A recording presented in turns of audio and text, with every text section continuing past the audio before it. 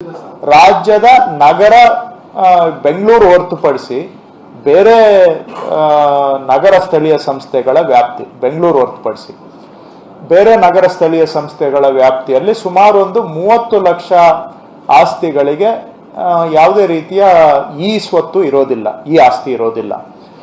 ಈ ಆಸ್ತಿ ಅಂದರೆ ಅದು ಖಾತೆ ಇರೋದಿಲ್ಲ ಅವರಿಗೆ. ಈಗ ಮಾನ್ಯ ಮುಖ್ಯಮಂತ್ರಿಗಳು ಜನವರಿ 7ನೇ ತಾರೀಕು ಸಭೆ ಮಾಡಿ ಸೂಚನೆಯನ್ನು ಕೊಟ್ಟಿದ್ದಾರೆ. ಫೆಬ್ರವರಿ 10ನೇ ತಾರೀಕಿಂದ ಆರಂಭ ಮಾಡಿ ಅವರಿಗೆಲ್ಲ ಒಮ್ಮೆ ಈ ಆಸ್ತಿಯಲ್ಲಿ ನಮೂದು ಮಾಡಿ ಅವರಿಗೆ ಬಿ ಖಾತಾ ಸಮಾನಾಂತರವಾದಂತಹ ದಾಖಲೆಗಳನ್ನು ಮಾಡಿಕೊಡ್ಬೇಕು ಅವರಿಗೆ ಅಂತ ಸೂಚನೆಯನ್ನು ಕೊಟ್ಟಿದ್ದಾರೆ. ಸೊ ಇವತ್ತು ನಾನು ಎಲ್ಲ ಜಿಲ್ಲಾಧಿಕಾರಿಗಳಿಗೆ, ಚೀಫ್ ಸೆಕ್ರೆಟರಿ ಅವರು ಮತ್ತು UD ಸೆಕ್ರೆಟರಿ ಮತ್ತು ಕಂದಾಯ ಇಲಾಖೆ ಎಲ್ಲ ಅಧಿಕಾರಿಗಳ ಸಮ್ಮುಖದಲ್ಲಿ ನಾನು ಮತ್ತು ಚೀಫ್ ಸೆಕ್ರೆಟರಿ ಅವರು ಎಲ್ಲ ಜಿಲ್ಲಾಧಿಕಾರಿಗಳಿಗೆ ಸೂಚನೆ ಕೊಟ್ಟಿದ್ದೇವೆ. ಆದಷ್ಟು ಫೆಬ್ರವರಿ 10ರಷ್ಟೊತ್ತಿಗೆ ಇದನ್ನ ಸರ್ಕ್ಯುಲರ್ ಇಶ್ಯೂ ಮಾಡ್ತೇವೆ ಮತ್ತು ಆನ್ಲೈನಲ್ಲಿ ಇದಕ್ಕೆ ಅವರಿಗೆ ಬಿ ಖಾತಾ ಕೊಡಲಿಕ್ಕೆ ಅವಕಾಶವನ್ನು ಮಾಡಿಕೊಡ್ತೇವೆ. ಸೊ ಒಂದು ಗರಿಷ್ಠ 3 ತಿಂಗಳ ಒಳಗಡೆ ಈ ಬಾಕಿ ಇರತಕ್ಕಂಥ ಎಲ್ಲ ಆಸ್ತಿಗಳಿಗೂ ಒನ್ ಟೈಮ್ ಮೆಜರ್ ಆಗಿ ಬಿ ಖಾತೆಯನ್ನ ಮಾಡಿಕೊಡ್ಬೇಕು ಅನ್ನುವಂಥದ್ದು. ಇದನ್ನ ಕ್ಯಾಂಪೇನ್ ಮೋಡಲ್ಲಿ, ಒಂದು ಅಭಿಯಾನದ ಮಾದರಿಯಲ್ಲಿ ಮಾಡಬೇಕು. ಇಲ್ಲ ಅಂದ್ರೆ ಕೇಸ್ ಬೈ ಕೇಸ್ ಮಾಡಕ್ ಹೋದ್ರೆ ತಮ್ಗೆ ಗೊತ್ತಿದೆ ಅದರಿಂದ ಏನೆಲ್ಲ ತೊಂದರೆಗಳಾಗ್ತದೆ ಅಂತ, ಮತ್ತು ಅದು ಆಗೋದು ಇಲ್ಲ, ಮುಗಿಯೋದು ಇಲ್ಲ. ಟೈಮ್ ಲೈನ್ ಇಟ್ಕೊಂಡು ಒಂದು ಅಭಿಯಾನದ ಮಾದರಿಯಲ್ಲಿ ಮಾಡಿದ್ರೆ ಮಾತ್ರ ಕೆಲಸ ಪೂರ್ಣ ಆಗುತ್ತೆ. ಸೊ ಮುಖ್ಯಮಂತ್ರಿಗಳ ಸೂಚನೆ ಹಿನ್ನೆಲೆಯಲ್ಲಿ ನಿನ್ನೆ ತಮಗೆ ಗೊತ್ತಿರೋ ಹಾಗೆ ನಗರ ಪಾಲಿಕೆ ಸಚಿವರು ಮಾನ್ಯ ರಹೀಂ ಖಾನ್ ಅವರು ಈಗಾಗಲೇ ನಿನ್ನೆ ಅವರು ಬಳ್ಳಾರಿಯಲ್ಲಿ ಅದನ್ನ ಹೇಳಿಕೆಯನ್ನು ಕೊಟ್ಟಿದ್ದಾರೆ. ಸದ್ಯದಲ್ಲಿ ಅವರಿಗೆ ದಾಖಲೆಗಳನ್ನು ಮಾಡಿಕೊಡ್ತೇವೆ ಅಂತ. ಸೊ ಬಿ ಖಾತಾವನ್ನ ಎಲೆಕ್ಟ್ರಾನಿಕ್ ರೂಪದಲ್ಲಿ ಮಾಡಿ ಕೊಡಬೇಕು. ಇದನ್ನ ಆದಷ್ಟು ಫೆಬ್ರವರಿ 10ಕ್ಕೆ ಚಾಲನೆ ಮಾಡಬೇಕು. 3 ತಿಂಗಳಲ್ಲಿ ಕೆಲಸ ಮುಗಿಸ್ಬೇಕು. ಅದು ಜನ ಬಂದು ಅರ್ಜಿ ಕೊಡೋದಲ್ಲ, ಸರ್ಕಾರವೇ ಅಂತವರು ಎಷ್ಟು ನಿವೇಶನಗಳಿದಾವೆ ಅಂತ ಗುರುತಿಸಿ ಅವರಿಗೆ ಸರಳವಾಗಿ ಬಿ ಖಾತೆ ಮಾಡಿಕೊಡ್ಬೇಕು. ಅದಾದ ನಂತರ ಮುಖ್ಯಮಂತ್ರಿಗಳು ಸೂಚನೆ ಕೊಟ್ಟಿದ್ದಾರೆ, ಇವತ್ತು ಚೀಫ್ ಸೆಕ್ರೆಟರಿ ಅವರು ಹೇಳಿದ್ದಾರೆ. ಅದಾದ್ಮೇಲೆ ರಾಜ್ಯದಲ್ಲಿ ಬಿ ಖಾತಾ ಅನ್ನೋದು ಇರಬಾರ್ದು, ಬರೀ ಎ ಖಾತಾ ಮಾತ್ರ ಇರಬೇಕು. ಯಾಕೆಂದ್ರೆ ಸುಪ್ರೀಂ ಕೋರ್ಟ್ನವರು ಬಹಳ ತೀಕ್ಷ್ಣವಾಗಿ ಇತ್ತೀಚೆಗೆ ಒಂದು ಜಡ್ಜ್ಮೆಂಟ್ ಕಾಪಿ ನಾನು ಆಮೇಲೆ ಬೇಕಾದ್ರೆ ನಿಮ್ಗೆ ಕೊಡ್ತೇನೆ, ಆನ್ಲೈನ್ ಅಲ್ಲಿ ನಮ್ಮ ಹತ್ರ ಇದೆ. ಸೊ ಸುಪ್ರೀಂ ಕೋರ್ಟ್ನವರು ಬಹಳ ಈ ಅನಾಥರೈಸ್ಡ್ ಲೇಔಟ್ಸು, ಅನಾಥರೈಸ್ಡ್ ಸೈಟ್ಸು ಇವನ್ನೆಲ್ಲ ಬಹಳ ಚಾಟಿ ಬೀಸಿದ್ದಾರೆ ಎಲ್ಲ ರಾಜ್ಯ ಸರ್ಕಾರಗಳಿಗೆ.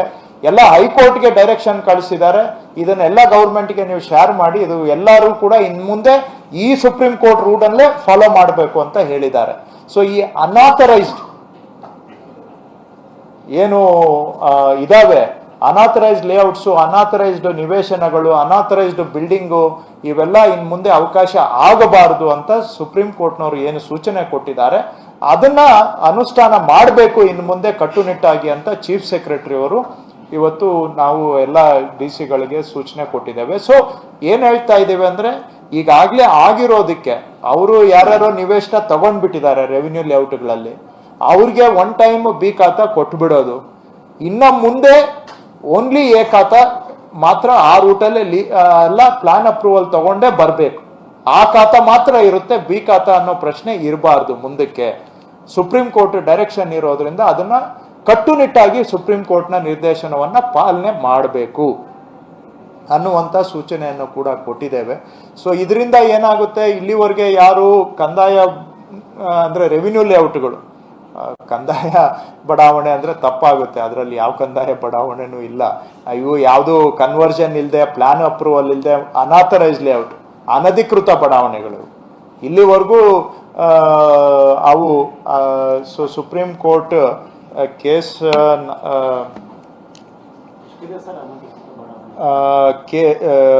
Rising out of SLP number 36,440 36440 of 2014 ಈ ಒಂದು ಪ್ರಕರಣದಲ್ಲಿ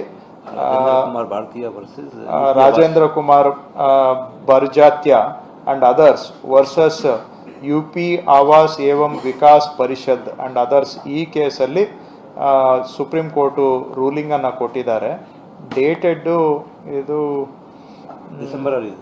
ಡಿಸೆಂಬರಲ್ಲಿ ಬಂದಿದೆ. ಖಾರವಾಗಿ ಸುಪ್ರೀಂ ಕೋರ್ಟ್ನವರು ಎಲ್ಲರಿಗೂ ಕೂಡ ಚಾಟಿ ಬೀಸಿದ್ದಾರೆ ಇದರಲ್ಲಿ. ಸೊ ಅದನ್ನು ಅನುಷ್ಠಾನವನ್ನು ನಾವು ಕಟ್ಟುನಿಟ್ಟಾಗಿ ಮಾಡಬೇಕು. 17 ಡಿಸೆಂಬರ್ 2024 ಈಗ ಬಂದಿದೆ. ಸೊ ಇದರಲ್ಲಿ ಈ ರೀತಿ ಅನಧಿಕೃತ ಬಡಾವಣೆಗಳು, ಅನಧಿಕೃತ ನಿರ್ಮಾಣಗಳು, ಇದಕ್ಕೆ ಕಡಿವಾಣ ಹಾಕಬೇಕಾಗಿರೋದು ರಾಜ್ಯ ಸರ್ಕಾರದ ಕರ್ತವ್ಯ ಅಂತ ಸೂಚನೆಯನ್ನು ಕೊಟ್ಟಿದ್ದಾರೆ. ಸೊ ಮುಖ್ಯಮಂತ್ರಿಗಳು ಸಹ ಇನ್ನು ಮುಂದೆ ಈ ರೀತಿ ಎಲ್ಲ ಅನಧಿಕೃತ ಅನ್ನೋದು ಆಗಬಾರ್ದು ಅಂತ ಹೇಳಿದ್ದಾರೆ. ಸೊ ಅದನ್ನು ಕೂಡ ಮುಂದೆ ಮಾಡಬೇಕು.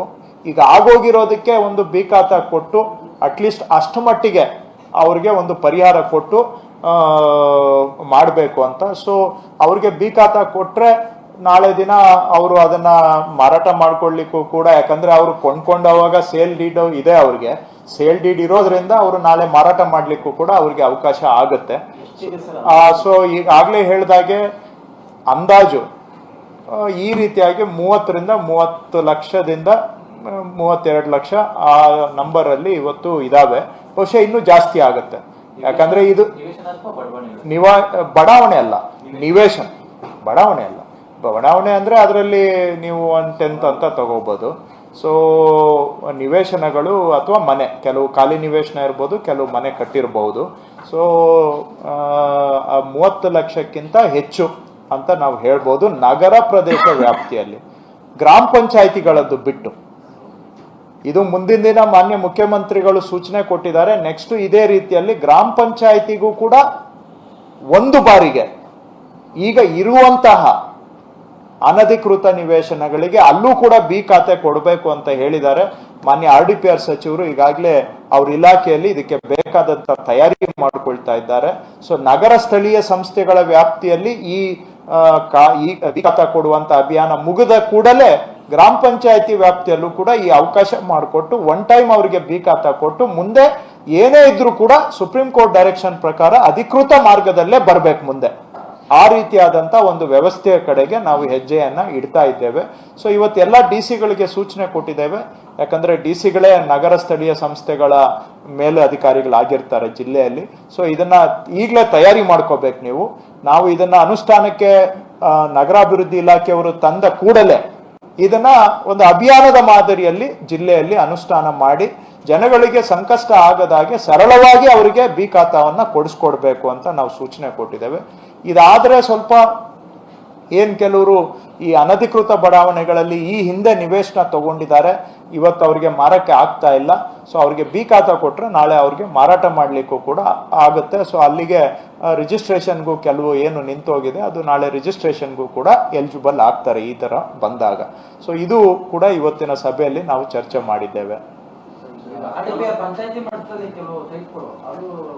ಅದೇ ನೆಕ್ಸ್ಟ್ ಅವರು ಈಗ ಇದು ಮುನ್ಸಿಪಾಲಿಟಿ ಅವ್ರದ್ದು ಈಗ ಆಲ್ರೆಡಿ CM ಹೇಳಿದ್ರು February 10ಗೆ ಡೆಡ್ ಲೈನ್ ಕೊಟ್ಟಿದ್ದಾರೆ. ಪ್ಯಾರಲಲ್ ಆಗಿ RDPR ನವ್ರಿಗೂ ಕೂಡ ಕಾನೂನಲ್ಲಿ ಅದಕ್ಕೆ ಏನಾದ್ರು ಬೇಕಾದ್ರೆ ಬದಲಾವಣೆ ಮಾಡಿ ಅದನ್ನು ನೀವು ತಗೊಂಡ್ ಬನ್ನಿ. ನೆಕ್ಸ್ಟ್ ಇದಾಗ್ತಾ ಇದ್ದಂಗೆ ಇನ್ನೊಂದು 2-3 ತಿಂಗಳಲ್ಲಿ RDPR ವ್ಯಾಪ್ತಿಯಲ್ಲಿ ಅಂದ್ರೆ ಪಂಚಾಯತಿ ವ್ಯಾಪ್ತಿಯಲ್ಲೂ ಸೇಮ್ ಅಲ್ಲಿ ಯಾವ್ದು ಅನಧಿಕೃತ ಬಡಾವಣೆ ಇದೆ 1,22 ಲಕ್ಷ ಅಂತ ಅವರು ಹೇಳ್ತಾರೆ ನಗರಾಭಿವೃದ್ಧಿ ಇಲಾಖೆಯವರು. ಸೊ ಅಲ್ಲಿಗೆ ಇನ್ನೂ ಸುಮಾರು 30 ಲಕ್ಷ ಆಸ್ತಿಗಳಿಗೆ ಅವರಿಗೆ ಯಾವುದೇ ರೀತಿಯಾದಂತಹ ಈ ದಾಖಲೆ ಇರೋದಿಲ್ಲ.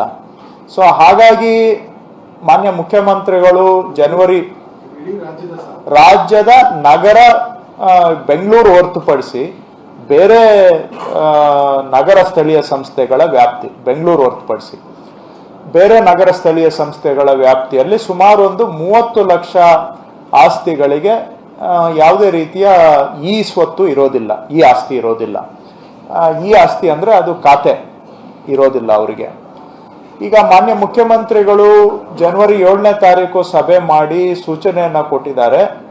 ಫೆಬ್ರವರಿ 10ನೇ ತಾರೀಕಿಂದ ಆರಂಭ ಮಾಡಿ ಅವರಿಗೆಲ್ಲ ಒಮ್ಮೆ ಈ ಆಸ್ತಿಯಲ್ಲಿ ನಮೂದು ಮಾಡಿ ಅವರಿಗೆ ಬಿ ಖಾತಾ ಸಮಾನಾಂತರವಾದಂತಹ ದಾಖಲೆಗಳನ್ನ ಮಾಡಿಕೊಡ್ಬೇಕು ಅವರಿಗೆ ಅಂತ ಸೂಚನೆಯನ್ನ ಕೊಟ್ಟಿದ್ದಾರೆ.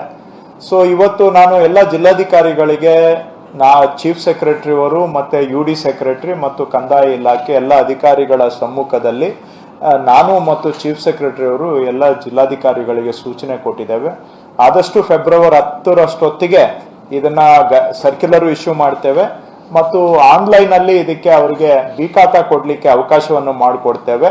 ಸೊ ಒಂದು ಗರಿಷ್ಠ 3 ತಿಂಗಳ ಒಳಗಡೆ ಈ ಬಾಕಿ ಇರತಕ್ಕಂಥ ಎಲ್ಲ ಆಸ್ತಿಗಳಿಗೂ ಒನ್ ಟೈಮ್ ಮೆಜರ್ ಆಗಿ ಬಿ ಖಾತೆಯನ್ನ ಮಾಡಿಕೊಡ್ಬೇಕು ಅನ್ನುವಂಥದ್ದು. ಇದನ್ನ ಕ್ಯಾಂಪೇನ್ ಮೋಡಲ್ಲಿ ಒಂದು ಅಭಿಯಾನದ ಮಾದರಿಯಲ್ಲಿ ಮಾಡಬೇಕು. ಇಲ್ಲ ಅಂದ್ರೆ ಕೇಸ್ ಬೈ ಕೇಸ್ ಮಾಡೋಕ್ ಹೋದ್ರೆ ತಮ್ಗೆ ಗೊತ್ತಿದೆ ಅದರಿಂದ ಏನೆಲ್ಲ ತೊಂದರೆಗಳಾಗ್ತದೆ ಅಂತ, ಮತ್ತು ಅದು ಆಗೋದು ಇಲ್ಲ, ಮುಗಿಯೋದು ಇಲ್ಲ. ಟೈಮ್ ಲೈನ್ ಇಟ್ಕೊಂಡು ಒಂದು ಅಭಿಯಾನದ ಮಾದರಿಯಲ್ಲಿ ಮಾಡಿದ್ರೆ ಮಾತ್ರ ಕೆಲಸ ಪೂರ್ಣ ಆಗುತ್ತೆ. ಸೊ ಮುಖ್ಯಮಂತ್ರಿಗಳ ಸೂಚನೆ ಹಿನ್ನೆಲೆಯಲ್ಲಿ ನಿನ್ನೆ ತಮಗೆ ಗೊತ್ತಿರೋ ಹಾಗೆ ನಗರ ಪಾಲಿಕೆ ಸಚಿವರು ಮಾನ್ಯ ರಹೀಂ ಖಾನ್ ಅವರು ಈಗಾಗಲೇ ನಿನ್ನೆ ಅವರು ಬಳ್ಳಾರಿಯಲ್ಲಿ ಅದನ್ನ ಹೇಳಿಕೆಯನ್ನ ಕೊಟ್ಟಿದ್ದಾರೆ. ಸದ್ಯದಲ್ಲೇ ಅವರಿಗೆ ದಾಖಲೆಗಳನ್ನ ಮಾಡಿಕೊಡ್ತೇವೆ ಅಂತ. ಸೊ ಬಿ ಖಾತಾವನ್ನ ಎಲೆಕ್ಟ್ರಾನಿಕ್ ರೂಪದಲ್ಲಿ ಮಾಡಿ ಕೊಡಬೇಕು. ಇದನ್ನ ಆದಷ್ಟು ಫೆಬ್ರವರಿ 10ಕ್ಕೆ ಚಾಲನೆ ಮಾಡಬೇಕು. 3 ತಿಂಗಳಲ್ಲಿ ಕೆಲಸ ಮುಗಿಸ್ಬೇಕು.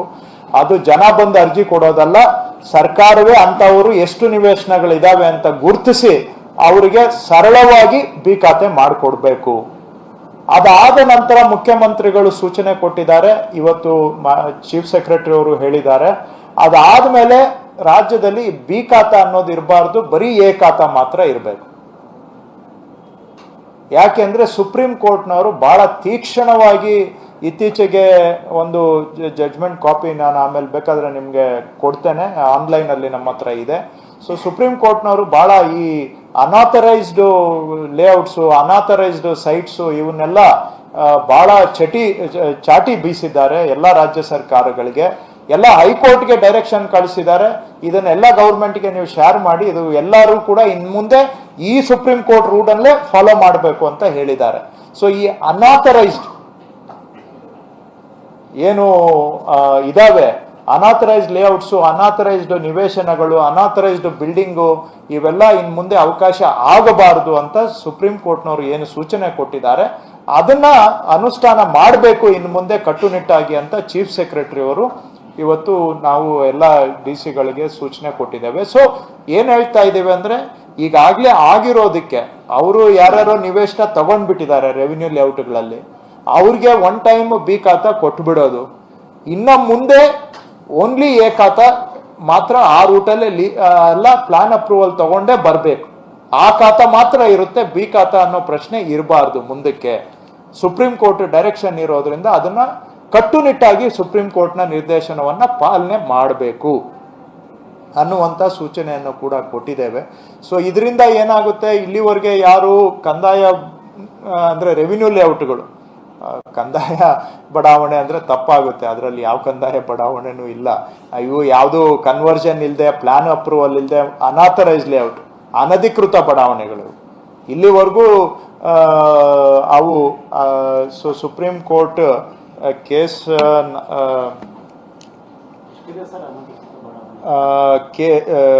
Rising out of SLP number 36,440 36440 of 2014 ಈ ಒಂದು ಪ್ರಕರಣದಲ್ಲಿ Rajendra Kumar Barjatya and others versus UP Awas Evam Vikas Parishad and others, ಈ ಕೇಸಲ್ಲಿ ಸುಪ್ರೀಂ ಕೋರ್ಟು ರೂಲಿಂಗ್ ಅನ್ನ ಕೊಟ್ಟಿದ್ದಾರೆ. ಡೇಟೆಡ್ ಇದು ಡಿಸೆಂಬರ್ ಅಲ್ಲಿ ಬಂದಿದೆ. ಖಾರವಾಗಿ ಸುಪ್ರೀಂ ಕೋರ್ಟ್ನವರು ಎಲ್ಲರಿಗೂ ಕೂಡ ಚಾಟಿ ಬೀಸಿದ್ದಾರೆ ಇದರಲ್ಲಿ. ಸೊ ಅದನ್ನ ಅನುಷ್ಠಾನವನ್ನ ನಾವು ಕಟ್ಟುನಿಟ್ಟಾಗಿ ಮಾಡಬೇಕು. 17 ಡಿಸೆಂಬರ್ 2024 ಈಗ ಬಂದಿದೆ. ಸೊ ಇದರಲ್ಲಿ ಈ ರೀತಿ ಅನಧಿಕೃತ ಬಡಾವಣೆಗಳು, ಅನಧಿಕೃತ ನಿರ್ಮಾಣಗಳು, ಇದಕ್ಕೆ ಕಡಿವಾಣ ಹಾಕಬೇಕಾಗಿರೋದು ರಾಜ್ಯ ಸರ್ಕಾರದ ಕರ್ತವ್ಯ ಅಂತ ಸೂಚನೆಯನ್ನ ಕೊಟ್ಟಿದ್ದಾರೆ. ಸೊ ಮುಖ್ಯಮಂತ್ರಿಗಳು ಸಹ ಇನ್ ಮುಂದೆ ಈ ರೀತಿ ಎಲ್ಲ ಅನಧಿಕೃತ ಅನ್ನೋದು ಆಗಬಾರದು ಅಂತ ಹೇಳಿದ್ದಾರೆ. ಸೊ ಅದನ್ನು ಕೂಡ ಮುಂದೆ ಮಾಡಬೇಕು. ಈಗ ಆಗೋಗಿರೋದಕ್ಕೆ ಒಂದು ಬಿ ಖಾತಾ ಕೊಟ್ಟು ಅಟ್ಲೀಸ್ಟ್ ಅಷ್ಟು ಮಟ್ಟಿಗೆ ಅವ್ರಿಗೆ ಒಂದು ಪರಿಹಾರ ಕೊಟ್ಟು ಮಾಡಬೇಕು ಅಂತ. ಸೊ ಅವ್ರಿಗೆ ಬಿ ಖಾತಾ ಕೊಟ್ರೆ ನಾಳೆ ದಿನ ಅವರು ಅದನ್ನ ಮಾರಾಟ ಮಾಡ್ಕೊಳ್ಲಿಕ್ಕೂ ಕೂಡ, ಯಾಕಂದ್ರೆ ಅವರು ಕೊಂಡ್ಕೊಂಡವಾಗ ಸೇಲ್ ಡೀಡ್ ಇದೆ, ಅವ್ರಿಗೆ ಸೇಲ್ ಡೀಡ್ ಇರೋದ್ರಿಂದ ಅವರು ನಾಳೆ ಮಾರಾಟ ಮಾಡ್ಲಿಕ್ಕೂ ಕೂಡ ಅವ್ರಿಗೆ ಅವಕಾಶ ಆಗುತ್ತೆ.